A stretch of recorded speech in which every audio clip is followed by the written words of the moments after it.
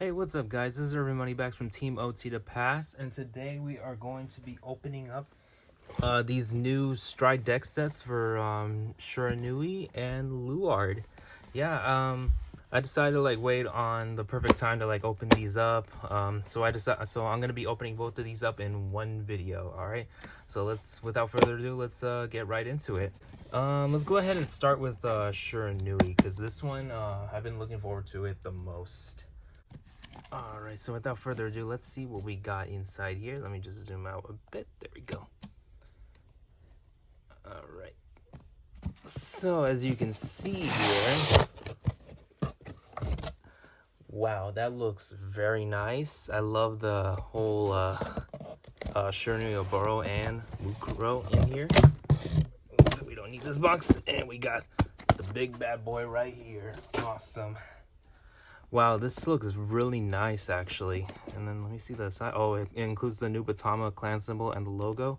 Cardfight Vanguard, the Dragon Empire next to it. That looks, wow.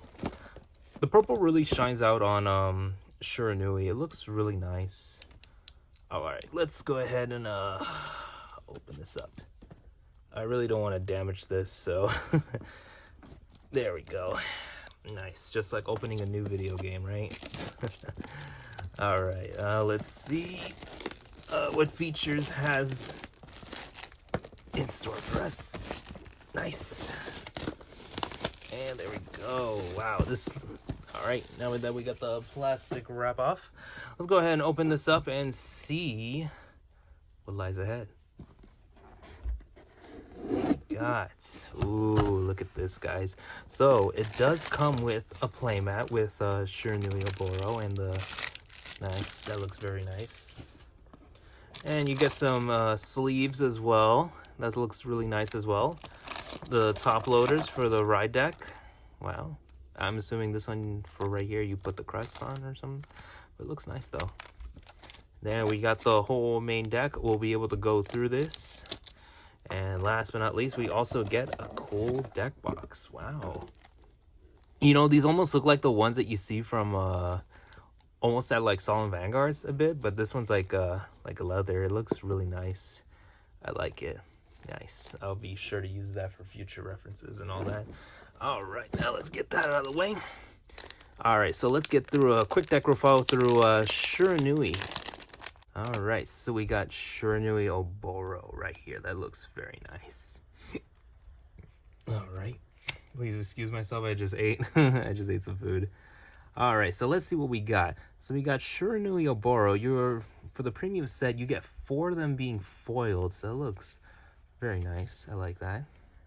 Let's go ahead and explain what he does. So for those of you who don't know, Shiranui Oboro was in the G series, and he got recently rebooted back into the D series. So now he kept the same skill as the G one. So I'll go ahead and review what he does. So at the beginning of your ride phase, you can choose up to 1 card from your opponent's drop zone, and your opponent calls that to the rear guard, and at the end of the turn, it has to retire. So it's pretty good. I like that. And then those of you who don't know, there's a new mechanic for Shiranui. It's called Dominate. So when the G unit strides on him, you can choose up to 1 of your opponent's rear guards, stand it, and dominate it. So basically means it can attack any of your opponent's units, like the Vanguard, the back row, anything.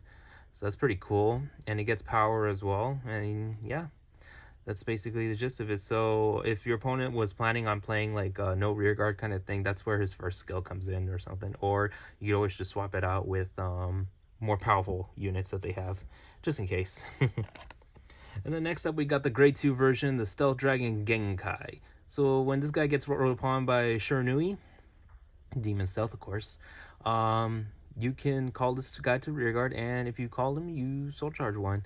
Then you choose up to 1 card from your opponent's drop and call it. So basically, this deck wholly relies on opponents having units out, so that way you can like dominate them and have them attack for extra attacks, you know, just all that. But there are ways that you can get it out, so that's pretty good. And then when your dominate unit attacks, you can counterblast 1, and the attacking unit gets 10k, and this guy gets boosted until end of turn, so that's pretty cool. Nice. And then, of course, since we're playing a Stride deck, we always had to have the Crest Maker. So for this version, we have Stealth Dragon Seizui. It was funny because on TCG Player, when these first came out, they were like $30, and now they doubled in price because of people wanting to play the premium version. But luckily for me, I was able to secure those, so that's really good. I'm happy for that. Hopefully, I can get you a deck profile from Standard and Premium. Yeah. I'm gonna go ahead and try out the premium crest build. And of course you get the starter Stealth Dragon Madoy. That looks really nice. Nice. And of course you can't have a Shiranui deck without Stealth Dragon Shiranui. Something he's completely changed. So when the dominate unit attacks, he gets 10k until end of the turn pretty much. And then when he gets discarded for paying the cost of stride, you draw a card. So you have 3 of them. Alright, so this guy is actually pretty new in the Nubatama clan. So he is Stealth Dragon Sekai. Well, actually, no, he's not Nubatama. He's actually just Dragon Empire in general. Well, but he just mostly works for Dominate, so yeah. So when your Vanguard attacks, if a unit dominated by you attack this turn, you can Soul Blast 1, stand this unit, and if your G-Zone has 2 or more, then you get to draw a card and he gets 10k. So it looks, and you come with 4 of them. God damn. Who doesn't love a good restander? And then Furai, he's back in the game as well. He gets 5k each time a dominant unit attacks. And then when your Vanguard attacks, if the dominant unit attack this turn, you can Soul Blast 1 and restand. So it's like a bootleg Esperidia right there. For those of you who don't know who Esperidia is, it's the grade 4 Virena guy. And of course, very happy about this. We finally got the Stealth PG. So just in case if you are looking to get these, you can always just run these in Shoujodoji now or Megalon Uzuchi. Or just run them in any Dragon Empire deck. That's kind of what I was planning on doing too, because they look nice. And then, of course, you got your Stride Fodder right here, Katari Gitsune. So you can he counts as a grade 3 when you stride with him, and then you can also discard him to search for a Demon Stealth Dragon Shiranui with its name and reveal it and add it to your hand. Of course, you got to run 4 of these, because why not, right? It is a stride deck. Okay, and then this guy is also new. This one's Stealth Dragon Zankei. So what he does is he gets 5k each time it attacks. So it was like Furai, but it's a grade 1. Then when his attack hits, when your unit's attack hits, you can Soul Charge 1. That's pretty cool. I'm feeling like this deck does have issues with Soul, because it's pretty Soul Blast heavy, so yeah. And then you got Stealth Dragon Tenrei. He's also back as well. So when he gets placed, if you have a Shiranui Borrowed Crest, you can Counterblast 1 and draw 1. And then when a Dominate unit attack hits, you can just bounce this guy back to your hand. So extra shield or something like that, however. Then of course, you got to have your Over Trigger right here. It looks common, but hey, this is actually a pretty good OT right here for Dragon Empire. So I'm happy about that.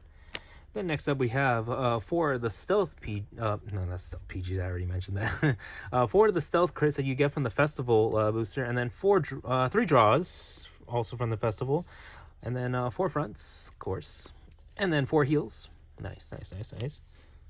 So you got your whole trigger lineup right here, just rainbow triggers. So that's pretty cool. And of course, we can't miss out on the G-Zone. Wow. Look at this, like the red texture and everything. I love it. Then again, red is my favorite color, so yeah. All right, so let's go ahead and review these. So this is Evil Eye Hades Emperor Shiranui Mukuro. This guy looks pretty cool. So in order to stride into this guy, you need to be at GB2, and you have to discard grade 3 with Demon Stealth Dragon Shiranui in its name. So yeah, so the OG Shiranui won't be cut out for this, but yeah. This looks very nice. I like it. And then next up, we got Magun Tenbu. He was also in the G format. The only change they did is that the dominate unit doesn't get any power for that. It's just straight up dominate, attack, and then just retire. So it's pretty cool. I like that. So there's your whole G zone right there. Then next up, you get your Demon Stealth Dragon Shiranui Oboro Crest. So yeah, it makes your Oboros 13k, and then during your turn, and just like any other Stride deck set, your front row gets 5k for every face-up card in your G-Zone, but dominant units don't count. So thank God for that. Thank God. It'd be completely unfair for that. Then during your turn, if your opponent's units placed by your card's ability this turn and units dominated by you, they lose all their continuous and auto abilities and get 5k. So yeah, it's a pretty interesting. And of course you get one regular one, and then you also get the beautiful TDR rare. Wow, this, I kind of want to use this one actually. This, wow, look how much foiling it has, especially with the light on the camera. And plus it has the red texture and the red foiling on it. Damn, they really prepared. And of course you get 3 more Genkais and then 1 more Shiranui, just in case you want to you know, run some extra copies of any cards. Alright guys, so we got the Luard deck set now, so let's go ahead and take a look.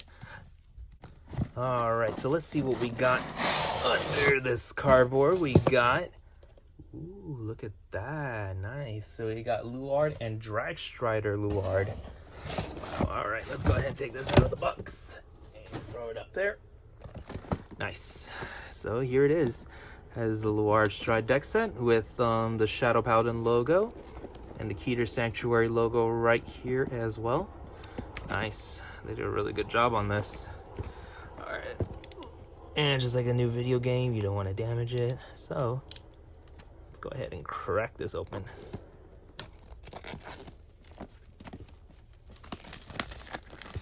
Of course, for sure, I will be playing Shiranui more, honestly. Luard, it'll just be there. I mean, I'll play like some free play games if they're up for it, if they want to play against Luard. If not, then it's totally fine by me. I know my cousin would really want to play Luard. He ever since I showed him Luard in the G series, he was like, "Oh my god, what?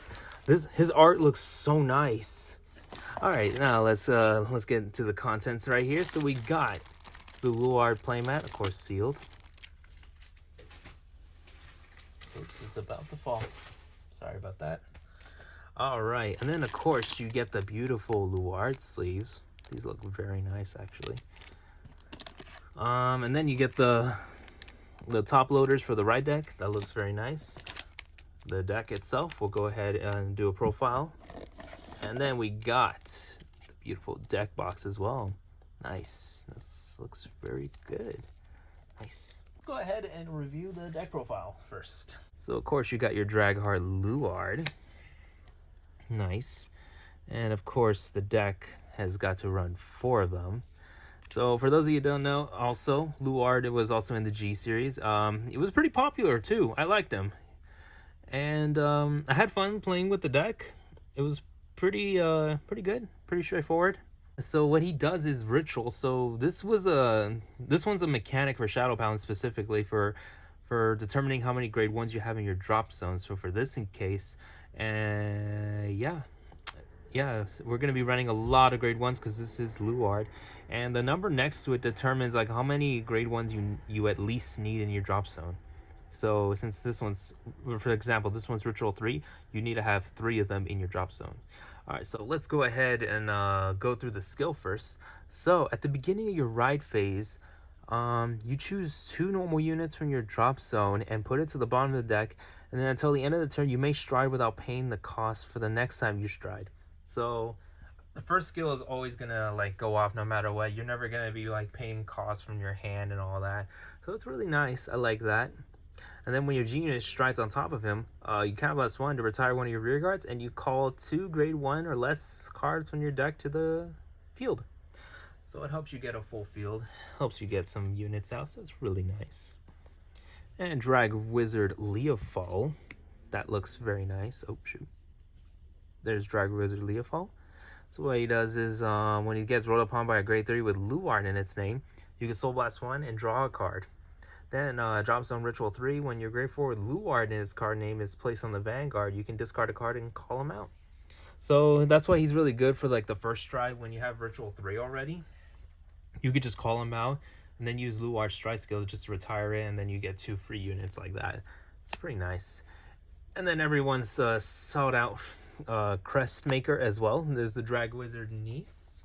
That looks very nice. And of course you can't have a Luard deck without Root. Nice, that looks very good. All right, so let's go through the deck profile real quick. So, of course, we're running 3 Solemn Cloud Dragons. Shout out to Solemn Vanguard right here. All right, so we got Solemn Cloud Dragon. So what he does is Ritual 3. During your turn, he gets 10k. So easy Ritual 3, he gets 10k. And then when he gets discarded for the Stride, you draw a card. So he's just like Shiranui.